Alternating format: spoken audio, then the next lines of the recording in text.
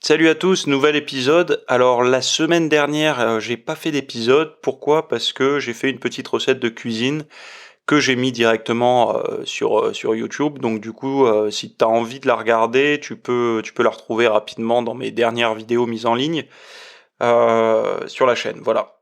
Donc aujourd'hui, on va parler de plusieurs choses. On va parler surtout d'une problématique qui est tu n'arrives pas à compter ta diète.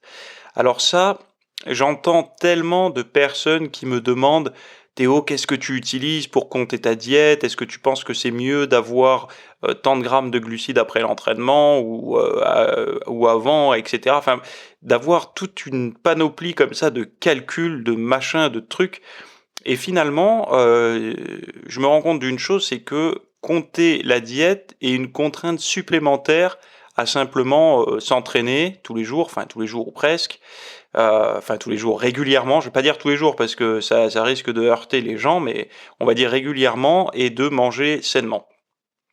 En fait, compter la diète pour moi, ça revient un petit peu, à la même chose que, chercher le petit complément alimentaire, miracle. C'est-à-dire que je m'explique, hein, parce que là, il y en a déjà, ils sont en train de se tirer les cheveux.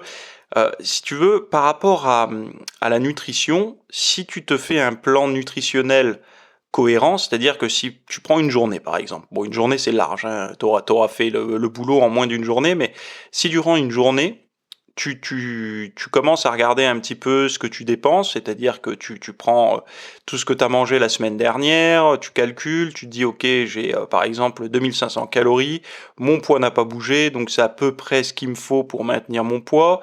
Maintenant avec ce nombre de calories là, je vais faire en sorte d'avoir un, répartissage, je ne sais pas si on peut dire comme ça, des macronutriments cohérents avec l'activité muscu. Donc tu vas avoir tant de protéines, tant de glucides, tu vas avoir les bons ratios quoi. Et par rapport à ça, tu vas avoir une idée de ce que tu manges. C'est-à-dire que si tu répartis par rapport à des collations, à tes repas et tout, tu vas avoir une idée. Pendant la première semaine, tu peux éventuellement compter, c'est-à-dire que tu vas sur l'application MyFitnessPal, là, tu regardes, tu comptes, si tu as besoin de X grammes de protéines, de X grammes de glucides, de X grammes de lipides, et pour arriver à 2500 calories juste pour te maintenir, tu comptes, tu regardes à peu près les œufs, ce que ça représente et tout ça. Mais après la première semaine, t'as pas réellement besoin de compter. Moi personnellement, je te le dis, hein, je compte uniquement pour les gens qui me suivent. C'est-à-dire que je mets des recettes sur les réseaux, je mets les assiettes que je consomme, je mets à titre indicatif les macros et le nombre de calories pour que les gens puissent se faire une idée. Se faire une idée de ce que représente 30 grammes de protéines, 50-60 grammes de glucides, 30 grammes de lipides et une assiette qui fait à peu près 600 kilocalories. Mais c'est juste à terme indicatif. Moi, à but indicatif, moi, pour moi, personnellement, je compte pas. Pourquoi? Parce que c'est une contrainte supplémentaire qui pour moi n'est pas nécessaire, c'est-à-dire que ça fait tellement longtemps que je le fais, et même au début d'ailleurs je comptais pas, il y a un moment donné où on sait à peu près ce qu'on mange. C'est-à-dire que il arrive un moment donné où tu commences à te rendre compte que voilà, ce que tu manges est plutôt confortable, c'est-à-dire que tu souffres pas de la faim, tu te forces pas à manger, et donc tu es plutôt dans un équilibre. Quand tu souhaites perdre un petit peu de graisse, par exemple, eh ben, tu sais qu'il va falloir réduire certainement les glucides. Enfin, moi, pour moi, c'est ça, je devais réduire les glucides. Donc, j'ai pas besoin de compter le nombre de glucides que j'enlève, j'ai juste besoin de réduire, quoi. Après, je sais qu'il y en a qui aiment bien faire... En fait, il y a des personnes, peut-être toi d'ailleurs, ça te rassure de compter. Tu as l'impression de garder le contrôle sur ce que tu fais. Mais malheureusement, il y a un problème avec ça, c'est que tes journées ne se ressemblent pas. Et ça, c'est le but de la vidéo membre que je fais dimanche, là, par rapport au cerveau, au stress, etc. C'est-à-dire que la demande en glucose par le cerveau diffère en fonction de l'état de stress dans lequel tu te trouves. C'est-à-dire que le cerveau est capable de modifier au niveau hormonal tes sécrétions pour que lui soit toujours approvisionné. Donc accroche-toi hein, si ça t'intéresse cette vidéo parce que ça va être du complexe et je pense que ça, enfin moi personnellement, c'est le travail d'Akim Peters, d'ailleurs, un neuroscientifique et diabétologue à l'université de Lübeck en Allemagne, qui m'a éclairé là-dessus, c'est ses travaux, quoi, ses publications. Et Enfin, moi, honnêtement, j'avais jamais vu ça nulle part et je trouve que c'est quand même relativement intéressant quand on commence à parler de diète sur le long terme. Pourquoi? Parce que, en fait, le problème qu'il y a avec les diètes comptées à l'avance, je sais pas si tu as remarqué, mais tu vas programmer ta diète, par exemple, pour 6 mois ou 1 an. Tu te dis, bon, il faut que je mange à peu près ça toute l'année. Mais tu te rends compte qu'il y a des jours où tu manques d'énergie et des jours où tu te dis, bah, c'est bizarre parce que hier j'ai fait une énorme séance et aujourd'hui je m'entraîne pas mais je mange la même chose. Donc tu commences à avoir des petits doutes comme ça, tu sais, tu commences à te dire, mais attends, les jours où je m'entraîne pas, est-ce qu'il faut que je réduise? Est-ce qu'il faut que j'augmente au contraire parce que je suis dans une période de récupération? Et tu commences à avoir des doutes. Et il y a aussi ce côté, ben voilà, quand tout va bien, la diète fonctionne, mais boum, tu te retrouves à avoir soit un accident de voiture, et de la paperasse à gérer, ou alors, je sais pas, moi, tu te tapes une séparation dans ta vie, un deuil, etc. Et tu te rends compte d'une chose, c'est que bah, t'es plus claqué, quoi. Donc, est-ce que durant cette période-là, cette période de stress, est-ce que tu dois manger pareil? Et ça, on le prend pas en compte. Nous, on pense que entraînement ou pas entraînement. Mais il y a entraînement, pas entraînement, ou il y a aussi état psychologique, c'est-à-dire est-ce que tu es préoccupé en ce moment? Et tu as peut-être remarqué que quand tu as un fort stress psychologique, alors quand je dis un stress, ça peut être un stress positif ou négatif, c'est-à-dire une forte excitation mentale par rapport à un événement, c'est-à-dire que si tu es sur un bon projet, tu es en train d'accomplir quelque chose qui te plaît ou j'en sais rien, ou alors quelque chose de négatif comme on a vu tout à l'heure. Et donc, quelle que soit la forme de stress, toi, tu peux te demander qu'est-ce qui se passe, quoi? Pourquoi je suis fatigué après cette période-là? Est-ce que je manquais d'énergie? Est-ce que c'est un manque de volonté? Est-ce que j'ai épuisé mon réservoir d'énergie pour la journée? Etc. Donc tout ça, tu vois, c'est quelque chose qu'il faut prendre en compte quand on parle de compter sa diète. En fait, c'est pour montrer à quel point compter sa diète, c'est quelque chose qu'on peut prendre en compte pour avoir une idée. Mais simplement une idée, pas se dire c'est ça et pas autrement, il y a que comme ça que ça marche. Moi, j'avais trouvé une autre technique, c'est que si tu veux par exemple te souvenir un petit peu de comment manger, parce que les gens ils vont dire oui, mais la première semaine tu comptes, après tu comptes plus, mais bon, au bout de 6 mois, 1 an, est-ce que tu commences pas à dériver un petit peu et si chaque semaine tu rajoutes un petit peu, t'as pas l'impression d'avoir dérivé, mais finalement t'as beaucoup dérivé. Eh ben, le conseil, c'est que pendant la première semaine, tu prends tes assiettes en photo. Je te demande pas de les mettre sur Instagram ou Facebook, on s'en fout, mais tu les prends en photo et tu fais ton petit album photo dans ton téléphone, ce qui te permet de pouvoir contrôler dans 6 mois à peu près, bah tiens, quand j'avais bien calculé ma diète, voilà ce que je mangeais, les photos et machin, donc ça te donne un repère immédiat. Parce que compter, enfin, je sais pas si toi tu te vois jusqu'à la fin de ta pratique de la muscu, c'est-à-dire jusqu'à la fin de ta vie, j'espère.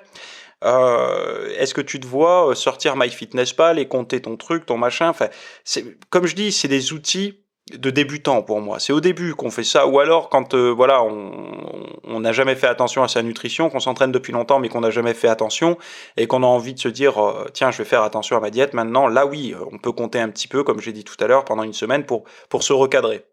Et d'ailleurs, en parlant de compter sa diète, en parlant de diète tout court, on remarque souvent qu'il y a des personnes en salle de sport qui ont un bon physique, qui s'entraînent depuis pas mal d'années, des fois, on les voit, c'est toujours les mêmes, etc., qui ont une bonne masse musculaire, parfois des meilleures masses musculaires que nous, on voit qu'ils sont, enfin, on voit pas trop d'ailleurs parce qu'ils sont pas secs, mais on voit qu'ils ont quand même ce gabarit, cette force, cette passion en eux, mais on voit clairement sur leur physique qu'il y a un problème au niveau de la nutrition.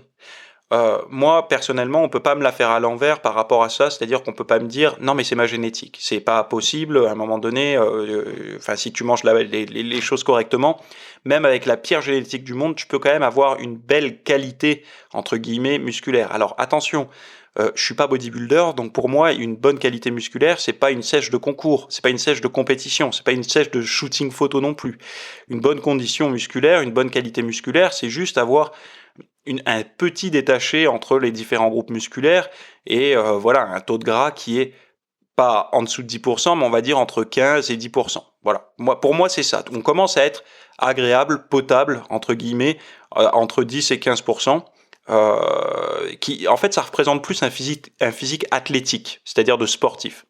Et malheureusement, on voit des gens, et c'est normal quelque part, parce qu'ils n'ont pas cette éducation au niveau de la nutrition, qui sont toujours un peu au-dessus, un peu en surpoids, un peu au-delà de leur taux de gras optimal. On le voit. Et puis entre guillemets, ces gens-là, c'est toujours les mêmes qui viennent c'est toujours ce genre de personnes qui viennent me voir et qui me disent bon bah là j'ai envie de sécher un peu, toi enfin ils essayent de savoir, ils essayent de comprendre les formes d'entraînement que je fais, ils essayent de comprendre comment je mange, etc. Et on voit bien que la nutrition a quand même alors, je suis convaincu que l'entraînement reste la base, mais la nutrition, c'est quand même quelque chose en fait, l'entraînement agit sur la force, le physique, la masse, la masse de muscles finalement, sur le gabarit. Mais après, pour venir mettre des coups de serpette un peu à droite à gauche, ça va vraiment être la nutrition qui va faire le boulot. Et ça, mais c'est pas une mauvaise chose, encore une fois, de prendre du poids. Pour moi, enfin bon, c'est quand même quelque chose, je sais pas si tu t'en es rendu compte, mais nous, dans le monde moderne dans lequel on vit, être en surpoids, c'est mal vu. C'est-à-dire que les gens, il y a eu des études qui ont été faites, hein, comme quoi les gens, quand ils sont en surpoids, ils ont moins d'opportunités lors des entretiens d'embauche et c'est moins favorable. Ils renvoient une image de personnes qui sont un peu feignantes, etc. Alors que finalement, pas du tout. Les gens qui sont en surpoids, en règle générale, ce sont des gens qui ont quand même une bonne génétique, entre guillemets, c'est-à-dire qu'elles ont une bonne capacité à stocker euh, pour des moments où justement il y aurait des pénuries alimentaires. C'est les personnes qui prennent pas de poids qui malheureusement, ces personnes-là, si jamais demain c'est la guerre et qu'on nous affame, ce qui va se passer derrière, c'est que ces personnes-là vont claquer plus vite que celles qui stockent facilement. Mais dans un monde moderne où on a des calories disponibles dans notre frigo, dans notre placard en permanence, être en surpoids n'est pas réellement nécessaire. Voilà. Donc du coup, c'est perçu comme ah là là, manque de volonté, etc. Mais c'est pas. Après, chacun trouvera son équilibre. Moi, j'ai été en surpoids, donc je fais toujours d'ailleurs 1m75 et j'étais entre 92 et 93 kilos, sans masse musculaire, donc j'étais quand même bien gras. J'avais une tête bien ronde, j'avais pas mal de bide et tout. J'étais juste juste avant, à mon avis. Je pense que si j'étais monté à quelques kilos supplémentaires, j'aurais eu quand même quelques désagréments au niveau du tour de taille pour sécher au niveau des abdos, c'est-à-dire que, enfin pas pour sécher, mais pour avoir cette peau un peu plus tendue au niveau des abdos, parce que j'aurais peut-être un peu trop détendu. Bon, l'avantage c'est que j'étais plutôt jeune quand j'étais en surpoids, donc bon je le suis toujours jeune, mais j'étais plus jeune qu'aujourd'hui, et j'avais encore cette élasticité au niveau de la peau qui m'a permis quand même de bien retendre. Mais bon bref, tout ça pour dire que le surpoids que j'ai eu, pour moi, à cette époque-là, c'était impossible d'avoir le même physique que mes potes qui, eux, prenaient pas un gramme, ils s'entraînaient, ils étaient secs tout de suite et tout. Pour moi, c'était quelque chose, j'étais limite en train d'accepter que j'aurais jamais un physique un petit peu découpé. Et ça, je pense que c'est quelque chose où, quelque part, c'est de l'ignorance au niveau du pouvoir, de la puissance du pouvoir de la nutrition, et deux, un petit peu, en fait, je me cachais à moi-même que j'étais gourmand finalement et que j'avais pas vraiment envie de faire d'efforts pour me faire des plats gourmands et sains. Ce que je fais maintenant et du coup me réussit beaucoup mieux, hein, parce qu'aujourd'hui j'ai plus aucun problème pour garder un tour de taille de je sais plus combien. J'ai calculé l'autre jour, je crois que je suis à 72, 74, je sais plus. Bref, donc voilà, j'ai plus ce problème-là. Et sans faire des heures de cardio par semaine, hein, je confirme. Donc voilà, j'espère que tout ça t'ouvrira un petit peu les yeux par rapport à compter sa diète et à te rassurer. Donc déjà te dire que tu devras pas le faire toute ta vie. Enfin, si t'as pas envie de le faire toute ta vie, c'est possible. Si t'as envie de le faire toute ta vie aussi, c'est possible. Mais sache que les deux sont possibles. Et puis si tu as envie un petit peu de savoir comment gérer ces moments de stress et de surtout comprendre comment le cerveau est capable de mettre en place des processus qui vont couper un petit peu l'arrivée d'énergie dans les muscles pour la diriger vers le cerveau, ce qui peut à terme en fait créer des problèmes. C'est-à-dire que quand tu as des périodes de stress, tu comprends pas pourquoi tu perds du muscle, pourquoi tu congestionnes moins, pourquoi tu t'entraînes moins bien, pourquoi tu as moins d'endurance, moins de motivation et tout. Tout ça, on en parle dans la vidéo que je sors dimanche matin à 9h30. Donc soit à l'heure, mais par contre il faut la réserver dès aujourd'hui si tu veux la recevoir par mail. Donc je te mets le lien en description. Je vous dis à tous très bonne journée et à dimanche. Bye.